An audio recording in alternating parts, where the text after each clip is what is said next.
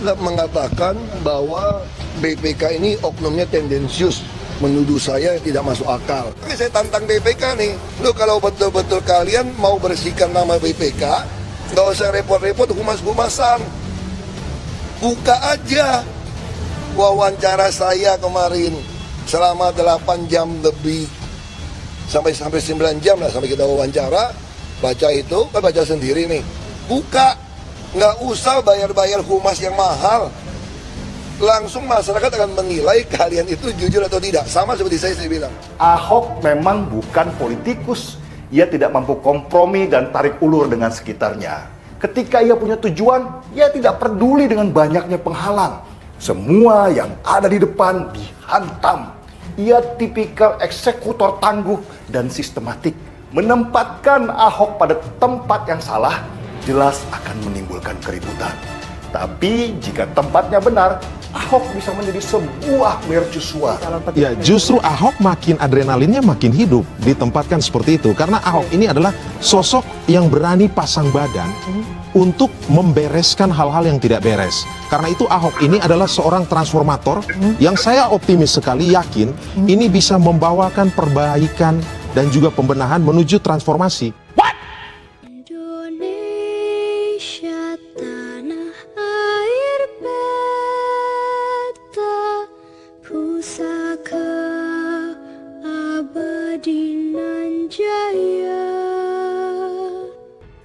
Tak salah jika Ahok diberi nama Basuki Cahayapurnama oleh orang tuanya dulu. Cahaya yang artinya sinar terang dan berkilauan, lambang kesuksesan dan kejayaan. Faktanya kini dimanapun Ahok ditempatkan akan menghadirkan suasana terang, kemajuan, dan kejayaan. Contohnya tak usah jauh-jauh, ambil yang terdekat sajalah. Sebelum tahun Ahok menjadi komisaris utama Pertamina, sudah banyak hal positif yang dia torehkan. Kejujuran dan keberanian dan niat tulus untuk mengabdi bagi kepentingan banyak orang. Itu adalah kunci utama yang dimiliki putra Belitung ini. Maka nama Ahok sering diusul-usulkan supaya mengisi jabatan di instansi atau lembaga yang dinilai kurang moncer. Dulu Ahok sering digadang-gadang banyak orang menjadi ketua KPK, belum lama ini ada yang usul dia menjadi dirut PLN atau di instansi manapun dengan harapan bisa mengurangi di tempat-tempat tersebut. Kini tiba-tiba rindu supaya dia menjadi ketua BPK atau Badan Pemeriksa Keuangan. Kenapa akhir-akhir ini kasus Jiwasraya sedang menjadi tren di masyarakat? Di topik ini sudah banyak dibahas rekan-rekan. Tapi penulis yang tidak terlalu enjoy membahas hal-hal yang berkaitan dengan keuangan dan perekonomian hanya mencoba menikmati saja artikel-artikel itu. Dan lumayanlah bisa menambah wawasan. Dan kini penulis merasa tergoda pula untuk NIM. Meski sifatnya untuk meramaikan saja kasus Jiwasraya ini yang sekarang dikait-kaitkan dengan BPK, memang sebaiknya dibikin heboh saja sekalian. Karena jika merunut dari awal ada banyak hal yang tak beres. Di sini misalnya saja belasan triliun rupiah dana masyarakat yang disimpan di sini terancam raib. Gara-gara perusahaan asuransi milik negara ini sejak lama dikelola secara tidak benar pada awal hebohnya kasus ini. Tahun lalu sempat ramai disebut-sebut bahwa triliunan rupiah uang masyarakat di Jiwasraya itu digunakan mendanai tim kampanye Capres Jokowi. Isu ini paling gencar disebabkan oleh golongan kadrun. Mereka tentu berharap lewat kasus ini pemerintah dapat dieliminasi. Mantan Presiden SBY pun kerap menyuarakan rasa prihatinnya atas kasus Jiwasraya ini. Informasi seputar kasus Jiwasraya ini memang menjadi simpang siur dan menjadi bahan polemik yang panas di medsos. Lawan pemerintah sangat bersemangat mengarahkan isu ini sebagai skandal yang melibatkan tim ses Jokowi atau terjadi di era Presiden Jokowi. Tapi sebaliknya, banyak pihak yang menuding bahwa kasus jebloknya Jiwasraya ini sudah dimulai di masa pemerintahan SBY. Konon katanya Abu Rizal Bakri, salah seorang menteri koordinator Pak SBY yang juga pengusaha besar, layak dihubung-hubungkan juga dengan skandal keuangan yang memalukan ini. Isunya sejumlah perusahaan yang tergabung dalam Bakri Group turut menikmati kucuran dana nasabah. Namun karena dikelola tidak tepat alias ngawur, yang didapat bukan untung malah jadi buntung.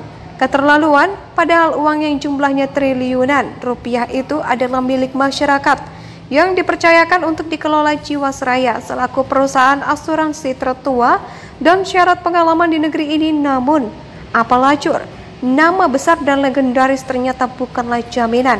Apalagi politik sudah turut bermain, adapun kasus ini bisa terbongkar. Sampai sejauh ini katanya berkat upaya keras dan serius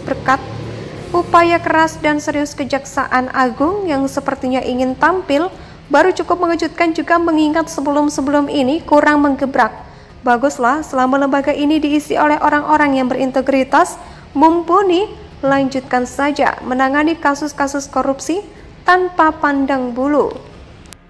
Tak salah jika Ahok diberi nama Basuki Cahayapurnama oleh orang tuanya dulu. Cahaya yang artinya sinar terang dan berkilauan, lambang kesuksesan dan kejayaan. Faktanya kini dimanapun Ahok ditempatkan akan menghadirkan suasana terang, kemajuan, dan kejayaan. Contohnya tak usah jauh-jauh, ambil yang terdekat sajalah. Sebelum tahun Ahok menjadi komisaris utama Pertamina, sudah banyak hal positif yang dia torehkan. Kejujuran dan keberanian dan niat tulus untuk mengabdi bagi kepentingan banyak orang. Itu adalah kunci utama yang dimiliki putra Belitung ini. Bahkan nama Ahok sering diusul-usulkan supaya mengisi jabatan di instansi atau lembaga yang dinilai kurang moncer. Dulu Ahok sering digadang-gadang banyak orang menjadi ketua KPK. Belum lama ini ada yang usul dia menjadi dirut PLN atau di instansi manapun dengan harapan bisa mengurangi di tempat-tempat tersebut. Kini tiba-tiba rindu supaya dia menjadi ketua BPK atau Badan Pemeriksa Keuangan. Kenapa akhir-akhir ini kasus Jiwasraya sedang menjadi tren di masyarakat? Di topik ini sudah banyak dibahas rekan-rekan.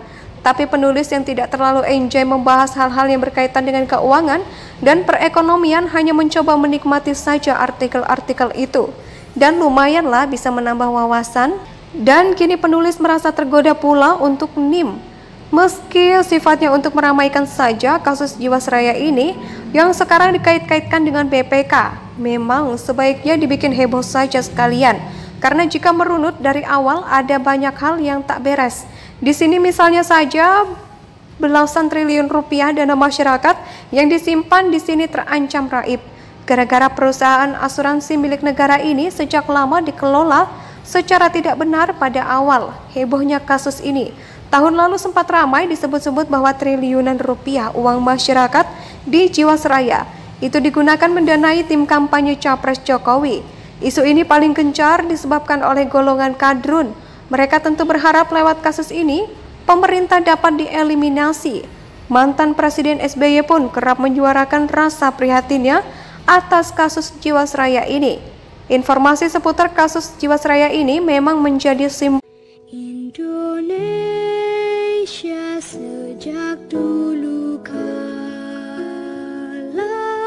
tetap dipuja-puja bangsa.